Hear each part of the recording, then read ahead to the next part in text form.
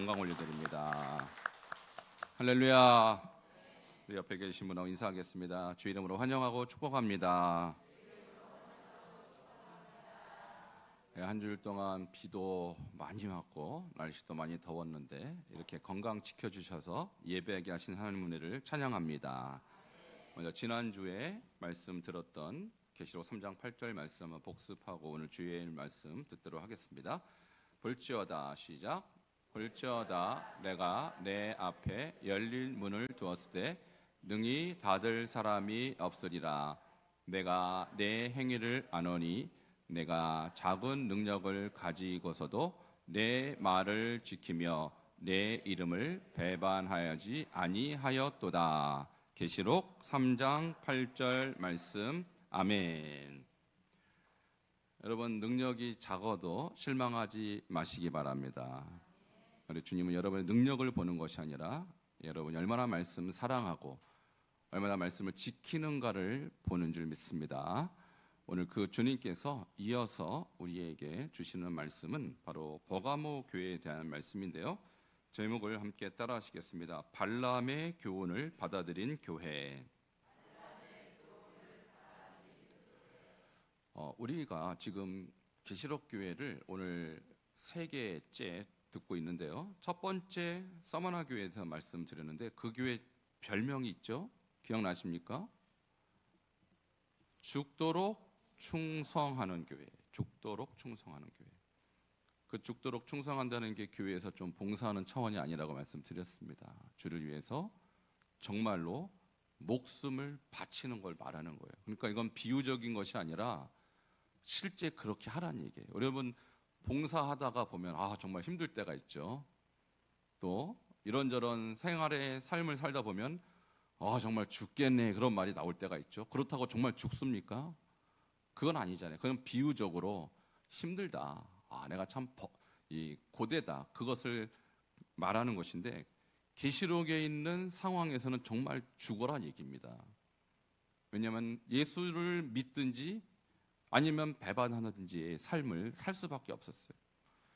여러분, 우리도 마찬가지예요. 이 시대에도 그때나 지금이나 우리가 예수를 믿으려면 여러분 목숨을 걸고 믿으시기 바랍니다. 예수 믿는 것이 그렇게 낭만적인 게 아니에요. 예수를 믿으려면 손해를 봐야 돼요. 예수를 믿으려면 심지어 목숨까지도 걸어야 돼요. 그렇게 해야 믿어지는 거예요. 가면 갈수록 예수님의 재림이 가까우면 가까울수록 우리의 믿음이 본색적인 믿음이 필요하고 원론적인 믿음이 필요하지 믿는 척해서는 안 되는 거예요. 여러분, 옆에 분에게 목숨 걸고 믿으십시다. 안 하신 분 2분 계셔요. 다 알아요. 저는 여기서 다 보입니다. 다시 한번 옆에 분에게 목숨 걸고 믿읍시다. 요번에 하셨네요. 목숨 걸고 믿어야 돼요. 예수를 재미로 믿는 거는 믿는 게 아니에요, 여러분.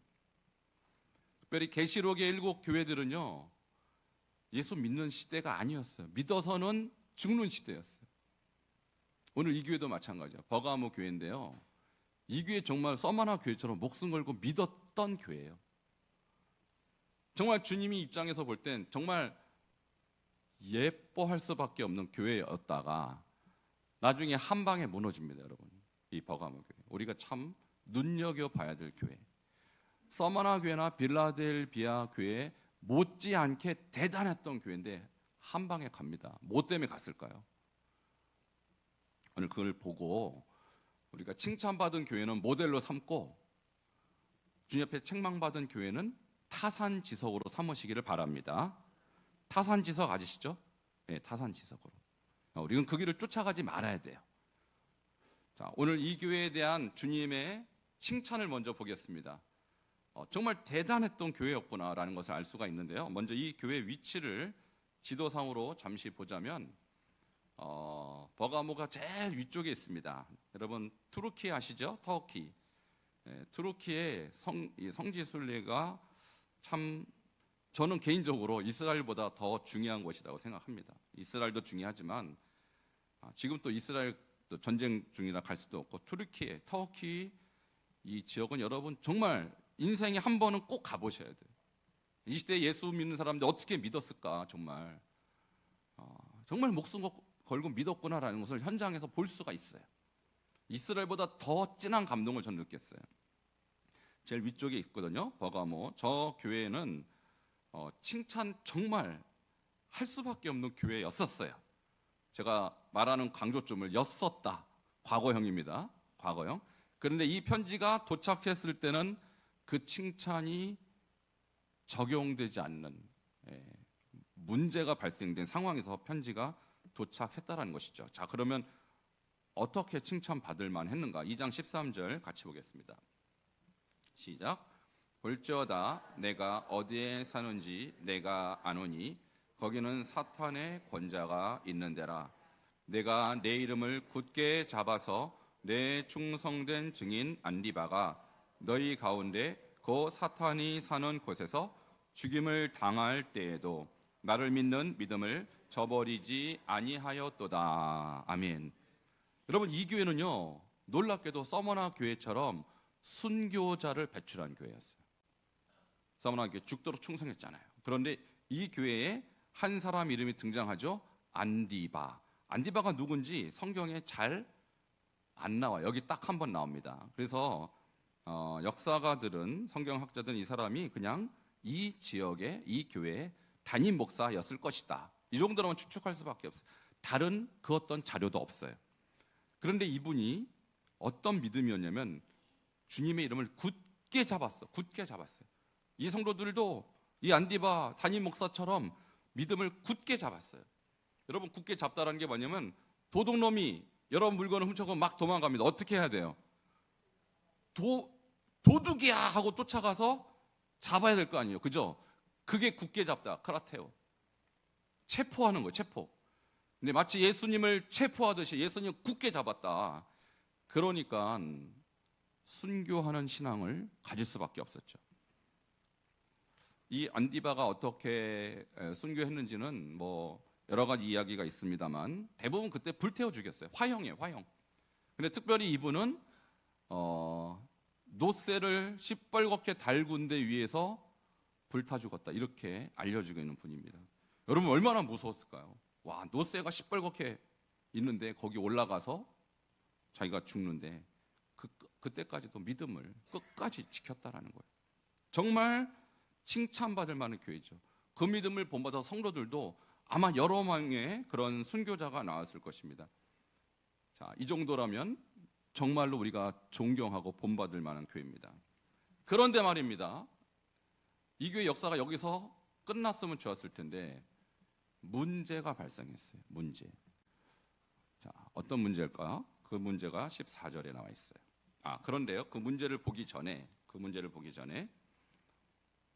이 교회, 이 지역에 대한 설명이 있죠. 자, 뭐가 있대요? 그 지역에 사탄의 권자가 있대요. 와, 사탄만 있어도 대단한 건데, 무서운 건데, 사탄의 권자. 자, 이 말이 무슨 말이냐면, 여러분, 사탄, 이 지역을 상징하는 동물이요, 뱀입니다. 뱀. 자, 그림 보여주세요. 저 뱀의 이름이 아스클레피우스라는, 한마디로 우상입니다. 그러니까 지역마다 지역신이 다 있었는데 아스클레피우스는 치료의 신이라고 그래요. 치료의 신. 그래서 사람들이 병이 걸리면 아스클레피우스의 신전에 가서 음식을 바치고 그리고 제단에 제사를 드리고 병을 고침받기 위해서 이 신을 찾았다는 거예요. 여러분, 뱀하면 아담과 하와를 무너뜨린 뱀이 생각나죠? 여러분, 제가 미국에서 한 도시를 방문했어요. 덴버라는 도시인데, 여러분, 그 덴버라는 도시 한 중간에 뭐가 있느냐면, 여러분, 제가 거짓말일 것 같으면 한번 가서 한번 확인해 보시면 좋을 것 같아요. 동네에 마귀를 숭배하는 사람들이 1년에 몇 차례씩 모이는 곳이 있어요. 사탄 숭배교가 있습니다, 여러분. 그걸 아셔야 돼요. 사탄을 하나님으로 믿는 종교가 있다고, 사탄 숭배교라고. 근데 그 동네 사람들이 애완용으로 키우는 게 개나 고양이가 아니라 뱀입니다. 멀쩡하게 생긴 여자가 뱀을 목에 칭칭 감고 이렇게 자기 얼굴 이렇게 대고 다녀요. 그러면 혓바닥 낼름낼름 하죠? 예쁘겠죠? 이러고 돌아다니는 동네예요. 덴버라고 한 거 꼭 가보세요. 정말 재밌어요. 그 지역에 누가 모인다고요? 사탄 숭배자. 거기가 바로 사탄의 권자가 있는 곳이에요. 미국에서 가장 영적으로 타락한 곳이에요. 미국에 그런 데가 다 있어요, 여러분. 현대도 그런 데가 있는데 1세기 때 없었겠어요? 사탄의 권자가 있다. 이것은 무슨 얘기냐면, 물론 제국이 전체가 로마 제국이 다 그랬겠지만 특별히 이 지역은 우상 숭배가 심했고 황제 숭배가 심했다는 얘기예요. 그러니까 이런 동네에서 예수를 제대로 믿으려면 목숨 내걸지 않으면 어떻게 믿겠어요? 그러니까 순교자가 나올 수밖에 없었죠. 자, 이렇게 믿음이 좋았었다. 어느 교회가요? 지금 무슨 교회 얘기하는 거예요? 반석중앙교회 아닙니다. 버가모. 이 교회가 이렇게 칭찬받을 만한 교회였는데 뭐 때문에 이 책망을 받았을까요? 자, 14절인데요.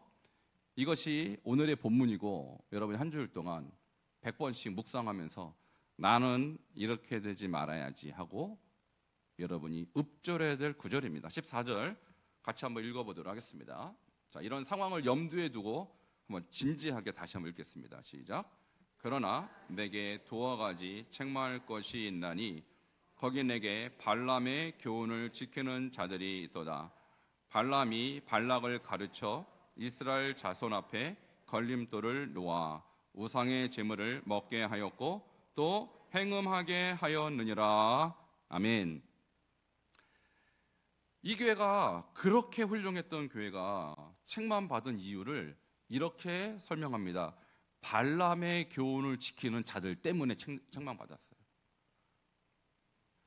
그러면 발람의 교훈을 도대체 지킨다는 게 뭐냐? 저 뒤에 설명이 있죠. 우상의 제물을 먹었고 행음한 거, 이거예요. 우상의 제물을 먹었고 행음한 거. 여러분 뱀의 신전이 있었다고 그랬죠? 그럼 뱀의 신전이건 무슨 신전이건 신전에 가면 우상의 제물이 있어요. 그 우상의 제물을 사람들이 같이 먹습니다. 그럼 우리는 이런 생각을 하죠. 음식인데 뭘, 음식은 먹고 뭐 그냥 땡큐 하고 갈 거야 라고 했지만 음식만 먹도록 하지 않는다는 거예요. 이 사람들이 음식 먹었으면 한번 들어와서 우리가 뭐 하나 한번 보세요 하고 그들의 문화를 보여줍니다. 자, 그런데 여러분 아시겠지만 저 문화가 어떤 문화냐? 바로 저기 보면 발람이 발락을 가르쳐 이스라엘 자손 앞에 걸림돌을 놓아 우상을 섬기게 했다고 그랬죠. 그 역사를 또 구약으로 가야겠죠. 뭐 발람, 발락 비슷한 이름이 나오는데 발락은 모압의 왕이에요. 발락이라는 바라크의 왕입니다. 그리고 발람은 거짓 선지자인데 왕이 이 선지자에게 뭘 요청하냐면 저기 이스라엘 백성이 지금 우리 땅으로 쳐들어오는 것 같은데 저 사람들 못 오게 좀 막아주세요. 저주 좀 해주세요 하니까 발람이 3번 저주합니다. 그런데 먹히질 않아요. 하나님이 막으셔요. 그러니까 왕에게 뭐라고 하냐면 내가 아무리 노력해도 하나님이 막으십니다. 못하게 하십니다. 그래서 발락이 골머리를 앓는 거예요. 어떻게 하면 이스라엘 백성이 우리 땅에 못 들어오게 할까? 이 사람들이 오면 우리가 망할 텐데 라는 두려움이 있었던 것이죠. 이때 발람이 뭐라고 그에게 코치를 하냐면 아무리 저주해도 안 되니 좋은 계획이 있습니다. 좋은 프로그램이 있습니다. 그게 뭐요? 우리 모압의 신이 있지 않습니까? 이 신이요 바알 신 아닙니까 여러분? 제가 세계관 전쟁할 때 말씀드렸어요. 바알 신에는 2가지 세계관이 있다고 그랬어요. 첫 번째는 기억나세요? 물질을 추구하는 거예요. 그죠? 물질주의 세계관. 두 번째는 쾌락주의 세계관. 그러니까 바알 신에게 잘 보이기 위해서 뭘 했냐면 바알 신과 그의 아내인 아스다롯을 자극하기 위해서 성적인 행위를 신전에서 했다라는 거예요. 그러니까 기독교인 하나님의 백성 입장에서 보면 음행인데 그들의 문화에서 뭐예요? 그게 그냥 종교 행위예요. 그러니까 우리 문화는 하나님이 거절된, 우리 문화권에서는 하나님이 하지 말라고 거부된 문화인데, 그들 문화권에서는 신성한 모습으로 탈바꿈한 거예요. 그러니까 모함 여자들이 이스라엘 남자들을 뭐라고 그러냐면, 우리 신전에 와서 밥 드시고 가세요. 저희가 맛있는 거 해드릴게요. 그게 우상의 제물 아니에요? 그 밥 먹으러 갔어요. 밥 준다니까. 얼마나 사막에서 광야에서 힘들었겠냐고요. 그러니까 오랜만에 포식 좀 하자 하고 들어갔더니 밥 먹고, 우리가 뭐 하는지 한번 보세요. 이거 우리 문화예요. 나쁜 거 아니에요. 이렇게 해야 이 땅에선 비가 내리고 복을 받아야 하고 보여준 것이 행음이라는 거예요. 이걸 보고 이스라엘 남자들이 눈이 확 뒤집어진 거예요. 이야, 새로운 세대가 왔구나. 이거 정말 재밌네. 이것이 비를 내리는 방법이라면 나도 해야지. 앞으로 이 땅에 살 건데. 이렇게 된 겁니다. 이것을 바로 발람의 교훈이라고 하는 거예요. 여러분, 우리도 마찬가지. 여러분 학교 가나 또 직장에 가나 여러분 사회생활 할 때 주변에 있는 사람들의 말 속에 그들의 문화가 다 있지 않겠어요? 물론 다 그런 건 아닙니다만, 요즘 나오는 영화나 드라마나 무슨 뭐 이런 거 보면요, 가관입니다. 세상 문화가 기독교 문화하고는 전혀 달라요. 그렇지 않아요? 우리는 오로지 하나님 말씀대로 살아가려면 정말 세상 문화와 싸워야 돼요. 싸워야 돼요. 제가 우리 학생들 이 차별금지법과 또 학생 인권 조례 때문에 저는 사실 모르겠어요. 제가 갑자기 선교지에 있다가 한국 와서 정말 한국이 이런 상황이라는 걸 알고 저는 하나님 이래서 보내셨나? 여러분, 애들의 학교 문화가 어떤지 혹시 부모님 좀 아십니까? 부모님 좀 아셔야 돼요. 요즘 저는 가끔 가다가 제가 이렇게 유튜브나 이런 데 보면은 고딩 엄빠 이런 게 있어요. 혹시 아세요, 어른들? 모르세요? 제가 좀 잘못된 문화를 전수하는 건지 아닌지 모르겠네요. 뭐냐면 10대들이 엄마 아빠가 돼서 나오는 거예요, TV에. 10대들이 왜 엄마 아빠가 돼요? 사고 친 거죠. 근데 예전 같으면 그런 게 창피해서 나오지도 않았어요. 근데 요즘은 버젓이 나와요. 뭐냐? 이게 문화라는 거예요. 문화라는 거예요. 그걸 본 청소년들이 어떤 생각을 가질까요? 저런 거 괜찮은 건가 보네. 이제는 떳떳한 시대가 됐네. 여러분, 정말 하나님의 거룩함이 세상 밖에서는 조롱받는 시대입니다. 우리 10대들, 우리 부모님들이 그냥 놔두면 그거 따라갑니다. 따라가는 거예요.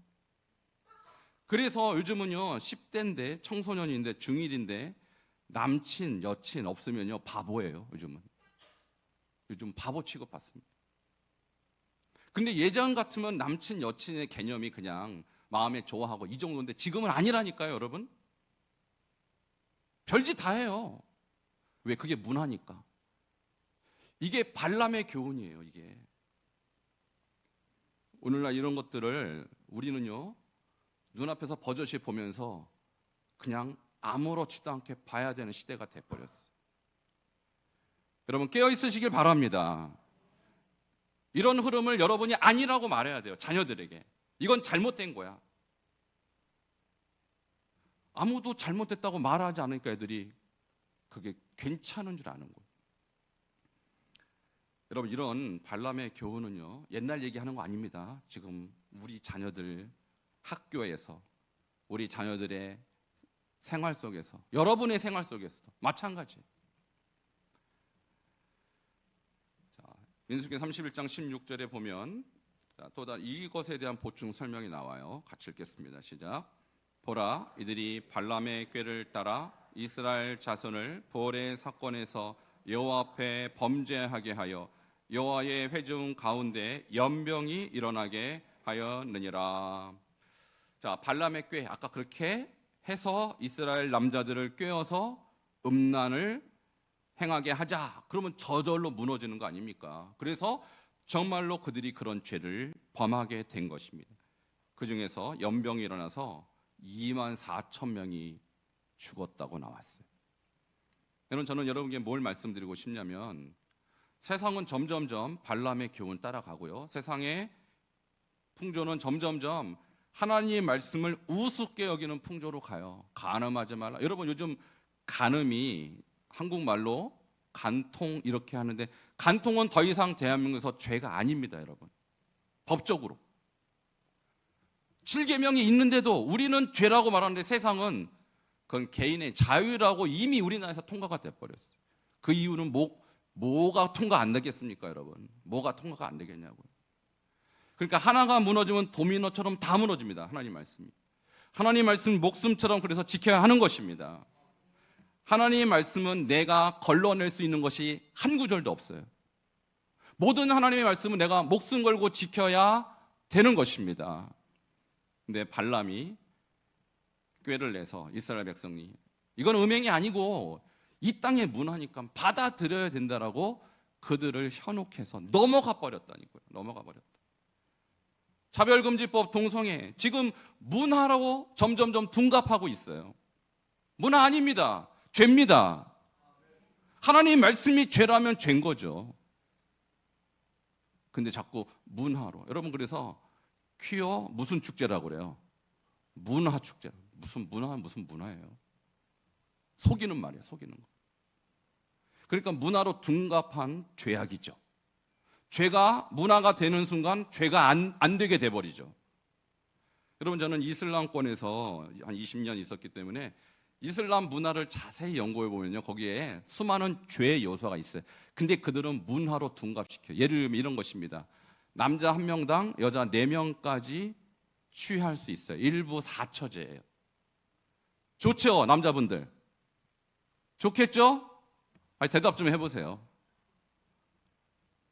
일부 사처제가 법적으로 보장이 된다고요. 문화권에, 그 문화권에서. 그래서 제가 무슬림들 만나면 인사가 뭐냐면, 가족이 어떻게 되시냐 이거 인사하잖아요. 그럼 그들도 저한테 뭐라요? 부인이 몇 명이냐고 저한테. 그래서 제가 아직 1명밖에 없다. 그러면 쯧쯧쯧 모자란 사람. 여러분, 무슬림들이 일부 사처제를 한 이유는 역사적으로 어느 정도 타당한 이유가 있긴 있어요. 전쟁이 많이 나니까 여자들이 다 과부가 되는 거예요. 그러니까 과부를 한마디로 그 사람들의 생명을 구해라. 구제 차원에서 일부 사처를 허약한데 지금은 그렇지도 않은데 일부 사처를 하고 있단 말입니다.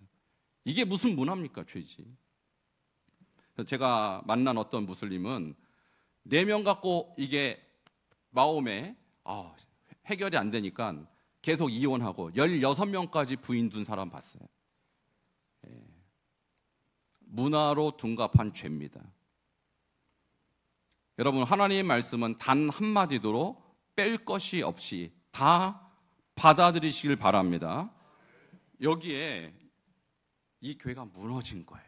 무너졌어요. 자, 이것이 구약의 이야기라면 신약의 버가모 시대에는 똑같은 이름인데, 똑같은 사안인데 이름만 니골라당으로 바뀌었을 뿐이에요. 니골라당. 니골라가 7 집사 중에 1명이었습니다, 여러분. 근데 집사가 타락하니까 우상의 우두머리가 돼버린 거예요. 자, 그런 이런 교회 회개하지 않을 때 어떻게 해야 되느냐? 물론 회개해야겠지만 회개를 안 하면 어떻게 되느냐에 대해서 2장 16절로 한번 말씀 보도록 하겠습니다. 같이 보겠습니다. 시작. 그러므로 회개하라. 그리하지 아니하면 내가 내게 속히 가서 내 입의 검으로 그들과 싸우리라. 아멘. 자, 이것이 죄인 줄을 만일 알았다면 회개해야 돼요. 회개해야 되는데 근데도 끝까지 버티고 회개하지 않으면 어떤 일이 일어나는가? 여러분, 여기 보니까 그러므로 회개하라고 할 때 이 회개하라가 한국말로는 누구에게 한 말인지 정확하게 안 나지만 원어로 보면요 2인칭 단수로 나와요. 그러니까 한 사람에게 한 말이죠. 이거 무슨 말이냐? 이 교회를 한 공동체로 본 거예요. 진짜 죄진 사람은 일부분이겠죠, 그 교회. 근데 한두 사람이 그 교회에서 범죄했지만 회개는 누가 하라는 거예요? 교회 전체가 다 하라. 여러분, 우리나라가 지금 이렇게 하나님 앞에 범죄하고 있는 사람들이 우리나라 인구 중에 많지 않겠지만 교회가 함께 가슴을 치면서 통해 자복해야 됩니다. 내 문제로 여기야 돼요. 내 문제. 자, 이렇게 회개하지 않으면 주님의 입에서 검이 나와서 그 사람과 싸우겠다는 거예요. 아, 주님의 입에 검이 있다? 이게 무슨 말일까요? 자, 이 말은 계시록 19장 13절에서 15절에 한 번 더 언급되는데 결국 이것은 하나님의 말씀으로 심판하시겠다는 얘기예요. 함께 19장 13절에서 15절 요약한 내용입니다만 같이 보도록 하겠습니다. 시작. 그 이름은 하나님의 말씀이라 칭하더라. 그의 입에서 예리한 검이 나오니 그것으로 만국을 치겠고. 아멘. 자, 예수님이 백마를 타고 딱 등장합니다. 그리고 예수님의 이름을 하나님의 말씀이라고 칭했다라는 거예요. 그리고 하나님의 말씀인 예수의 입에서 예리한 검이 나와서 만국을 치겠다. 그러니까 하나님을 거역하고 하나님께 범죄한 자들을 예수님이 심판하는 심판자로 오시겠다는 얘기예요. 지금 7개 중에서 세 번째 교회를 다루고 있습니다만 두 교회는 이 심판을 받을 이유가 없죠. 그러나 세 번째 교회부터 7번째 교회는 받아야 될 이유가 다 있었어요. 오늘 이 교회는 바로 음행 때문입니다. 우상숭배 때문입니다. 오늘날 예수님이 반석중앙교회에 오셔서 반석중앙교회야, 내가 너희들을 향하여 내 입에서 예리한 검이 나서 너희를 치겠다는 말을 저는 들을까 봐 겁이 나요. 제가 담임 목사로서 내가 생명처럼 내 말씀을 지켰구나라고 칭찬받아야 될 텐데 그렇지 못하고 내 입에서 너희의 죄를 치겠다는 말이 나올까 봐 저는 두렵다는 얘기예요. 그러므로 여러분, 매주일마다 여러분이 이 말씀을 들을 때 그저 오늘도 예배 시간이니 설교 듣고 가야지라고 듣지 마시고 주님의 입에서 예리한 검이 나올 때 그 검이 나를 칠 말씀인지 나를 축복할 말씀인지 분별하시기 바랍니다.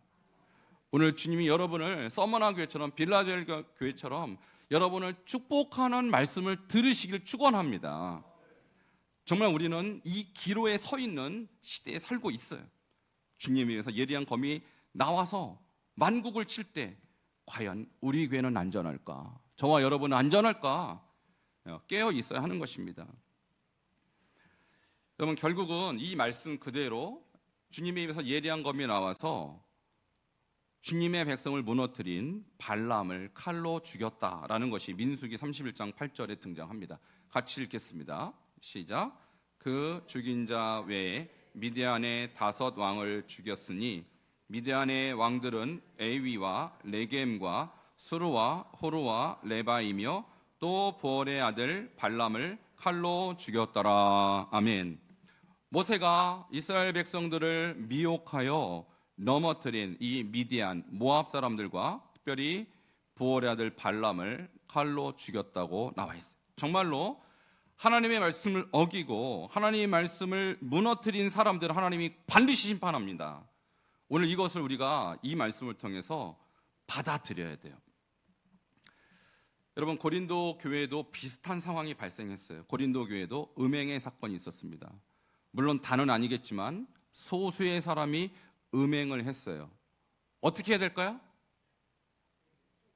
그냥 놔두면 될까요?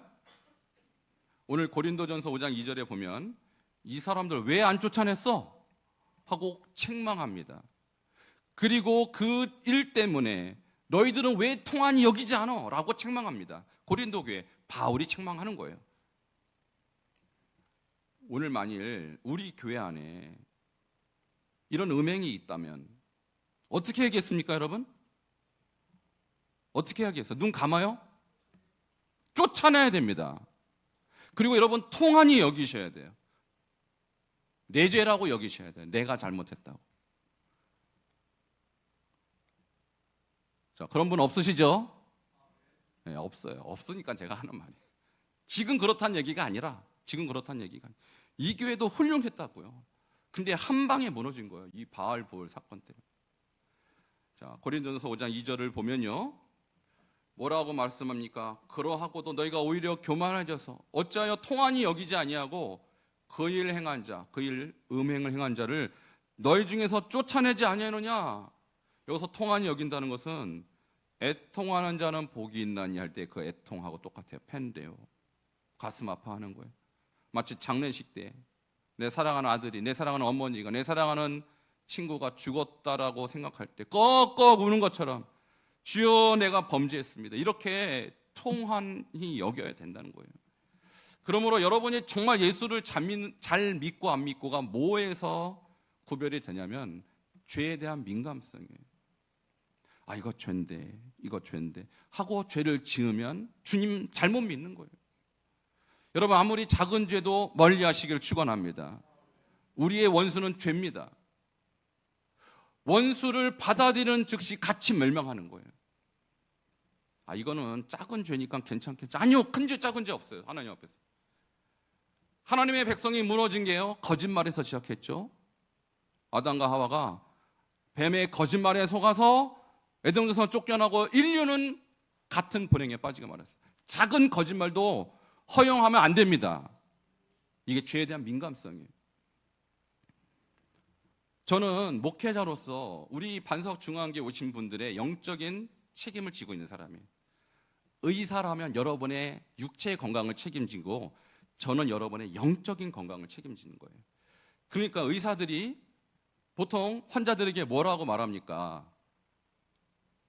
술 끊으시고 담배 끊으시고 운동하세요, 그러죠?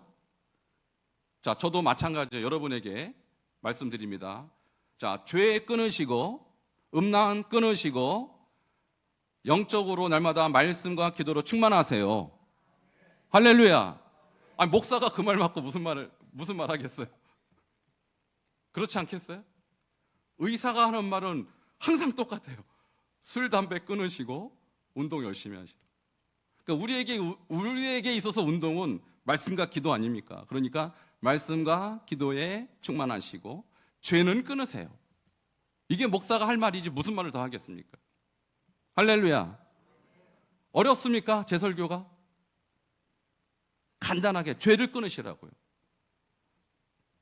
저는 뭐 술, 담배 안 하니까 술, 담배 하면 어떻게 되는지 개인적으로는 제가 경험을 못 해봤습니다. 예전에 코미디언 중에서 이주일 씨 있으시죠? 아시죠? 이주일 씨. 엄청 웃겼던 사람인데 그분이 죽기 직전에 뭐라고 그랬어요? 담배? 그거 독약입니다, 그랬어요. 죽기 직전에. 여러분, 죄 독약입니다. 한두 번은 괜찮을 것 같아요? 아니요. 한두 방에 무너지는 거예요. 작아도 커도 다 죄예요. 여기에 민감하시기를 축원합니다. 이 교회가 그것 때문에 망했어요. 자, 그럼 죄를 이기는 교회, 유혹을 이기는 교회, 이기는 교회죠? 이기는 교회에게 주신 축복이 있어요. 어마어마한 축복입니다. 자, 2장 17절 같이 읽겠습니다. 시작. 귀 있는 자는 성령이 교회들에게 하시는 말씀을 들을지어다. 이기는 그에게는 내가 감췄던 만나를 주고 흰 돌을 줄 터인데 그 돌 위에 새 이름을 기록한 것이 있나니 받는 자 밖에는 그 이름을 알 사람이 없느니라. 아멘. 자, 귀 있는 자는 성령이 교회들에게 하신 말씀을 듣기를 축원합니다. 자, 무슨 말씀입니까? 이기는 자에게는 두 가지를 줘요. 감췄던 만나와 흰 돌. 감췄던 만나는 뭘까요? 광야에서 만나가 내렸잖아요, 40년간. 그거 먹고 살았잖아요. 그러니까 그들에게선 생명이라는 거예요, 만나가. 근데 지금 만나가 끊긴 이후로 감춰져 있습니다. 그런데 이때 다시 만나를 주겠다. 무슨 얘기예요? 너희가 천국에서 영생하리라. 할렐루야. 두 번째, 흰돌은 뭘까요? 그 시대의 흰돌의 쓰임새는 세 가지입니다. 첫 번째, 재판정에서 무죄. 그러면 흰돌을 이렇게 줬어요. 당신 무죄라고. 죄가 있으면 검은 돌을 줬나 봐요. 어쨌든 무죄. 두 번째는 초대장. 우리 파티가 있는데 와주세요 하고 흰돌을 줬어요. 이게 초대장이에요. 자, 세 번째, 우승한 사람에게 큰 돌에다가 이름을 새겨서 트로피처럼 줬어요. 이게 흰돌의 용도예요. 자, 그렇지만 흰돌을 주겠다는 말은 무슨 말입니까? 여러분이 주님 앞에 죄 없다함을 인정받을 것입니다. 그리고 천국 백성의 잔치에 초대받게 될 것입니다. 그리고 마치 올림픽에서 우승한 것처럼 여러분에게 상을 줄 거란 얘기예요. 이게 이기는 자에게 주시는 하나님의 축복입니다. 말씀 정리하겠습니다. 버가모교회 훌륭했던 교회, 목숨을 바쳤던 교회. 그러나 죄가 그 교회를 무너뜨렸어요. 음행의 죄였습니다. 우상숭배의 죄였습니다. 아주 작은 것이 큰 것을 무너뜨릴 수 있다는 사실이에요. 오늘 이 시대의 교회들 죄를 죄로 여기지 않으면 똑같이 무너지는 거예요. 저는 여러분에게 권합니다. 죄를 죄로 여기시고 죄에 민감하십시오. 아무리 작은 것이라도 허용하지 마시기 바랍니다. 그래서 주님이 여러분에게 주시고자 하는 감추었던 만나 힌들을 받기를 축원합니다. 기도하시겠습니다. 오늘날 이 시대에도 음행이 너무나도 빈번합니다. 문화가 되어 버렸습니다. 그러나 우리는 그것을 문화로 여길 수 없어요. 죄라고 여겨야 돼요. 하나님 말씀을 기준으로 삼아서 주여 하나님의 말씀대로 살고 말씀에 깨어있게 하시고 진리에 우리의 삶을 드리는 자가 될 수 있도록 함께 기도하시겠습니다.